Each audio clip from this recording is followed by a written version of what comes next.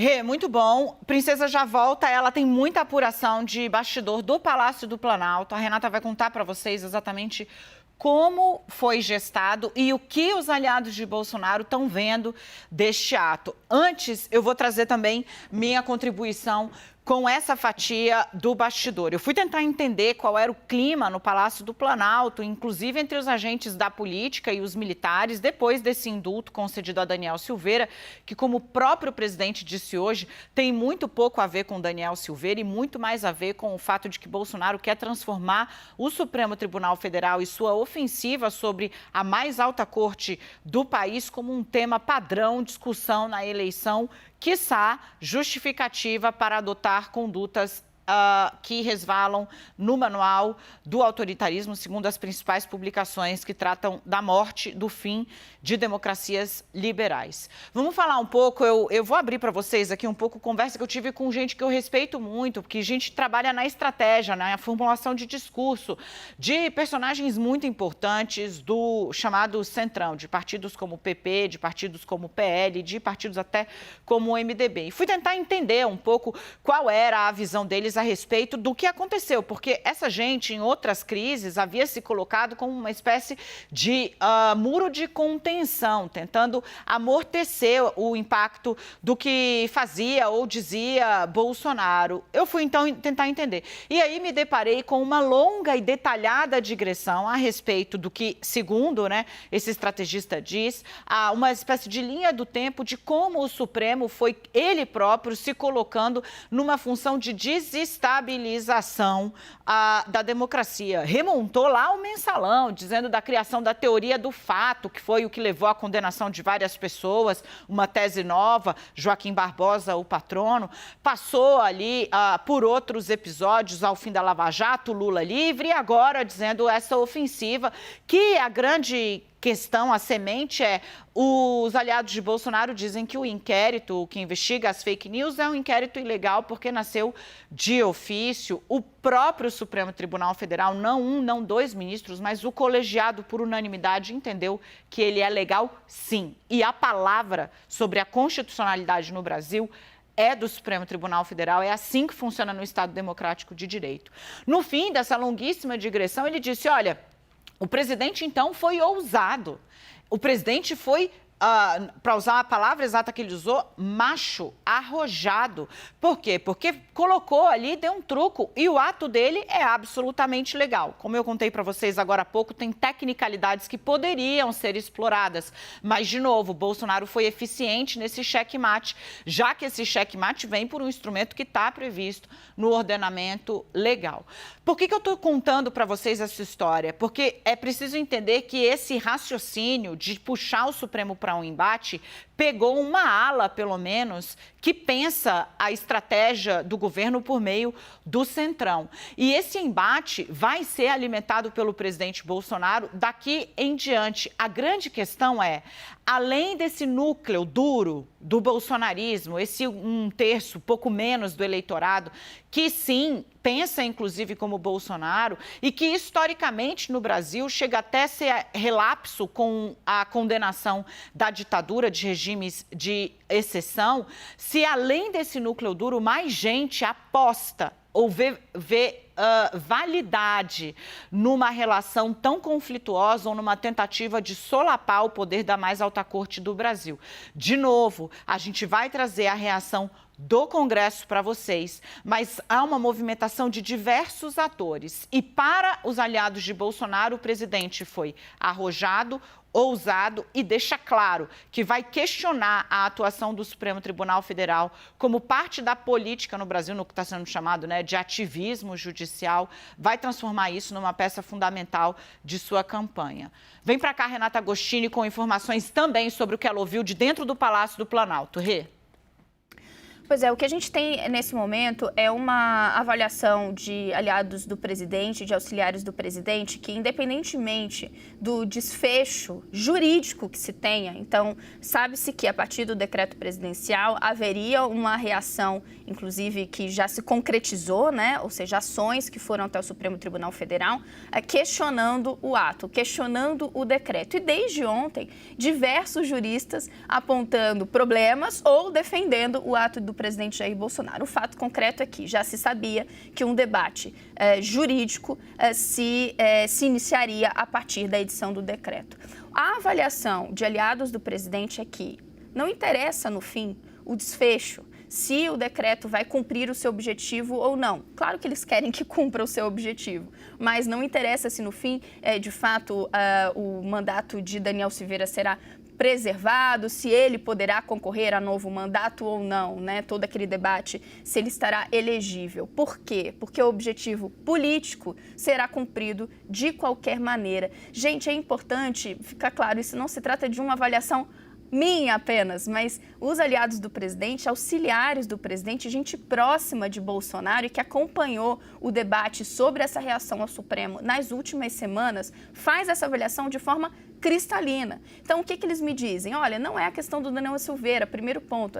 O ponto é, a gente vai conseguir com isso, caso haja uma reação do Supremo anulando o ato presidencial, ter mais um argumento para levantar-lhe a bandeira de que há desmandos do Supremo Tribunal Federal. Esse é um primeiro ponto que me pareceu importante. Eles falam abertamente, tem estratégia política. Segundo aspecto, que eu também me pareceu extremamente relevante, porque fui perguntar com um aliado, uma pessoa muito próxima de Bolsonaro, olha, mas essa é uma medida que vai ali na linha da radicalização. Não tem ali uma preocupação de como isso vai bater com um eleitor mais moderado, né? Um eleitor que já não está ali fechado com o Bolsonaro. E eu achei muito curioso que ele reagiu até ali com um pouco de graça. Não é o momento, Renata. Olha, isso é um pouco lá para frente. Esse eleitor moderado vai se decidir lá na frente, vai ver o cenário. Nesse momento, a estratégia é falar mesmo com a militância, é deixar aquecida, é segurar esse eleitor mais radical que vê crítica, entende que há um espaço para críticas ao Supremo Tribunal Federal e está gostando de ver esse Bolsonaro aguerrido. Então, eles entendem e estão comemorando, inclusive, porque acham que a reação nas redes sociais, que é o terreno ali onde eles vão muito bem, estava indo nessa direção. Então, estratégia política está on para o bolsonarismo. 2, não tem problema, a gente fala com os moderados lá na frente se for o caso. Dani. Renata, tenho mais informações para trazer para vocês aqui sobre esse assunto. Acho importante a gente explicar duas coisas. Primeiro, por que Bolsonaro está indo para cima do Supremo? Porque, em última instância, é o Supremo Tribunal Federal e a Justiça Eleitoral que vão garantir a ocorrência, sem qualquer solavanco, das eleições. Em última instância, a decisão da Justiça Eleitoral, do Supremo Tribunal Federal, que garante. E o presidente vai em duas vias. Primeiro, ele diz, olha, a Justiça Eleitoral, a urna, a contagem dos votos no TSE não é confiável. Depois ele diz, o Supremo Tribunal Federal está restringindo liberdades no Brasil. Soma tudo isso, você entende o porquê, qual é o caminho, o fim da linha dessa construção bolsonarista. E aí, de novo, eu acho que é imperioso a gente explicar, né? Quando o presidente diz que está garantindo liberdades, né, para você falar o que você quiser, eu chamo a sua atenção, a você que está me acompanhando em casa, para que você se coloque na posição de vítima, qualquer que seja. Você, mulher, se você é agredida psicologicamente, fisicamente pelo seu marido, se ele diz para você que vai te pegar um dia, vai te matar, se você sair de casa, você morre, você vai na delegacia, isso é crime. Isso não é liberdade. Se ele diz para você, olha, eu vou pegar você e vou colocar você dentro do lixo, essa é a vontade que eu tenho de fazer, morta dentro do lixo, você vai na delegacia, isso é crime, não é liberdade. Existe na lei limite, porque senão não é liberdade, é anarquia, é falta absoluta de qualquer limite de civilidade, de humanismo. Quem dá esse limite é a lei. Então, muito cuidado, porque não raro, esse discurso, pregação pela liberdade, ele é usado para manter você sempre com muita vontade de se pensar diferente, ficar com o bico fechado. Renata Agostini, tem informação que chega agora, saiu uma publicação de um general do Clube Militar. Eu vou trazer para mandar aqui para vocês, para o nosso grupo, para que a gente possa mostrar aí pensamento do Clube Militar. Tem um general de divisão, presidente do Clube Militar do Rio de Janeiro, que assina, general Eduardo José Barbosa. Na noite do dia 20 de abril, a nação assistiu atordoada a um julgamento político inconstitucional e imoral com o intuito de cercear o sagrado direito universal da liberdade de expressão, fundamento pétreo de uma democracia. Ele está se referindo ao julgamento de Daniel Silveira. Felizmente, no dia seguinte, respaldado em vontade popular, referendada na eleição de 2018, um decreto presidencial legítimo e fundamentado em preceito constitucional restabeleceu o Estado de Direito, constantemente ignorado por alguns ministros da Suprema Corte, com suas interpretações parciais e antipatrióticas, alinhadas com o pensamento de políticos de esquerda, que insistem no retorno ao poder de criminosos, mas que não convencem nem o pior estudante de direito. Lamentável termos no Brasil ministros cujas togas não serviram nem para serem usadas como pano de chão, pelo cheiro podre que exalam.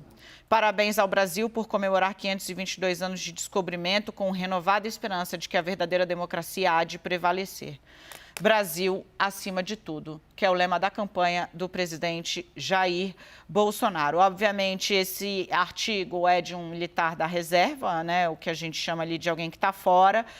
Militar da ativa não pode fazer esse tipo de coisa, mas mostra, Renata, que num país que tem tanta dificuldade, onde o Supremo, o Superior Tribunal Militar e os generais que ocupam agora cargos civis, né, ficam tão ofendidos com a liberação de gravações históricas, oficiais, que tratam da vida de centenas de pessoas, que mostram que sim, eles torturaram lá atrás, não esses, os que estiveram lá atrás nos porões da ditadura agindo, esses, né, que têm tanta dificuldade para assumir ali a própria história, se levantam e se somam ao esforço agora, os generais, pelo menos esse general do Clube Militar, presidente do Clube Militar, para afrontar aí o Supremo Tribunal Federal.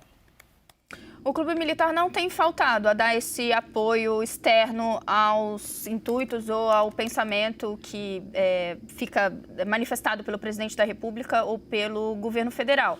Eu digo isso porque essas notas publicadas pelo Clube Militar, e essa aqui que a Dani acaba de nos trazer, ela traz como título um pensamento do Clube Militar, né? Então, pelo menos a publicação aqui não está querendo dar uma ideia de que é apenas um pensamento individual, mas da instituição, falo isso fazendo referência a outros posicionamentos que vieram em momentos como 7 de setembro, o presidente Jair Bolsonaro vinha chamando, né, os seus aliados, a sua militância para atos no dia de 7 de setembro, né, fez ali diversas declarações em Brasília e depois em São Paulo, atacando o Supremo Tribunal Federal, dizendo que não iria cumprir decisão judicial, tudo aquilo que a gente lembra.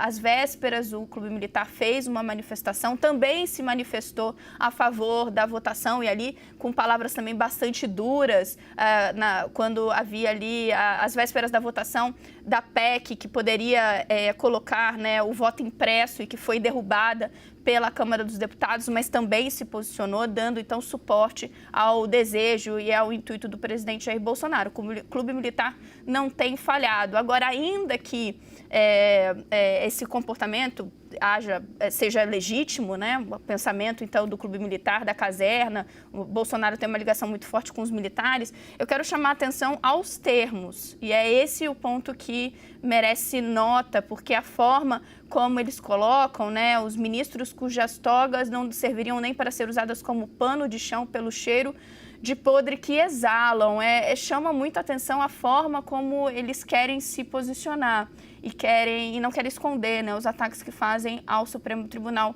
Federal. Dani, você falava inclusive dos militares que ocupam cargos civis, né, General Augusto Heleno, que comanda o GSI, aliado do presidente Jair Bolsonaro de longa data, fez uma publicação também há pouco, agora de tarde, falando que a atitude do presidente tem por objetivo principal o respeito à Constituição. Isso representa, em suma, a valorização da democracia e seus princípios. Desrespeitá-los abre as portas para o personalismo e para a insegurança jurídica. Brasil, acima de tudo, é como ele finaliza essa postagem. A postagem de General Heleno. Então, a gente vê que as mensagens têm grande sintonia, Dani.